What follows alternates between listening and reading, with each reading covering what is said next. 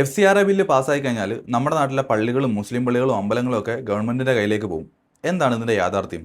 ഒരു NGO രാജ്യത്തിന് പുറത്തുനിന്നുള്ള ഫണ്ട് വാങ്ങുന്നുണ്ടെങ്കിൽ അവർ ഉറപ്പായിട്ടും FCRA ലൈസൻസ് എടുത്തിരിക്കണം.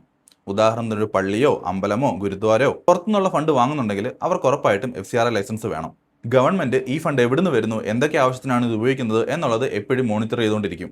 ഈ കിട്ടിയ പണം എന്തിനു വേണ്ടിയാണോ അവർ NGO ആയിട്ട് രജിസ്റ്റർ ചെയ്തത് ആ ആവശ്യത്തിനല്ലാതെ മറ്റേതെങ്കിലും ആവശ്യത്തിന് ഉപയോഗിച്ച് കഴിഞ്ഞാൽ ഇവരുടെ FCRA ലൈസൻസ് ക്യാൻസൽ ചെയ്യും. അതോടൊപ്പം അവരുടെ അസറ്റ് എല്ലാം ഗവൺമെന്റ് ഏറ്റെടുക്കും. ഉദാഹരണത്തിന് CPR, central four policy research, ഇവരുടെ റിസർച്ചിന്റെ ആവശ്യത്തിനായിട്ട് പുറത്തുനിന്ന് ഫണ്ട് വാങ്ങുന്നുണ്ടായിരുന്നു. ഈ ഫണ്ട് ഇവർ പവർ പ്ലാന്റ് പോലുള്ള ഡെവലപ്മെന്റ് ആക്ടിവിറ്റീസിനെതിരെ ക്യാമ്പയിൻ റൺ ചെയ്യാൻ ഉപയോഗിച്ചു എന്ന് ഗവൺമെന്റ് കണ്ടെത്തി. ഇവരുടെ FCRA ലൈസൻസ് ക്യാൻസൽ ചെയ്തു. ഇവരെ പോലെ ഒരുപാട് NGOസിന്റെ FCRA ലൈസൻസ് ക്യാൻസൽ ആയിട്ടുണ്ട്. ഇങ്ങനെ ഒരു FCRA ലൈസൻസ് ക്യാൻസൽ ആയി കഴിഞ്ഞാൽ അടുത്ത നടപടി എന്താണ്? ഈ അസറ്റ്സ് എല്ലാം മാനേജ് ചെയ്യാൻ വേണ്ടിയിട്ട് ഗവൺമെന്റ് ഒരാളെ ഡെസിഗ്നേറ്റ് ചെയ്യും. ഈ ഒരു കാര്യം കൊണ്ടാണ് ഈ ബില്ല് വന്നാൽ ആളുകൾ പള്ളിയും അമ്പലവും ഒക്കെ ഗവൺമെന്റ് ഏറ്റെടുക്കും എന്ന് പറയുന്നത്. പക്ഷേ ഈ ബില്ലിൽ കൃത്യമായിട്ട് പറയുന്നുണ്ട്, ഏതെങ്കിലും ഒരു റിലീജിയസ് സ്ഥാപനത്തിന്റെ FCRA ലൈസൻസ് ക്യാൻസൽ ആവുകയാണെങ്കിൽ അവിടുത്തെ ആരാധനകളൊന്നും മുടങ്ങില്ല. എങ്ങനെയാണോ മുന്നേ ഉണ്ടായിരുന്നത് അതുപോലെ തന്നെ അവിടുത്തെ ആരാധനയും കാര്യങ്ങളും നടക്കും.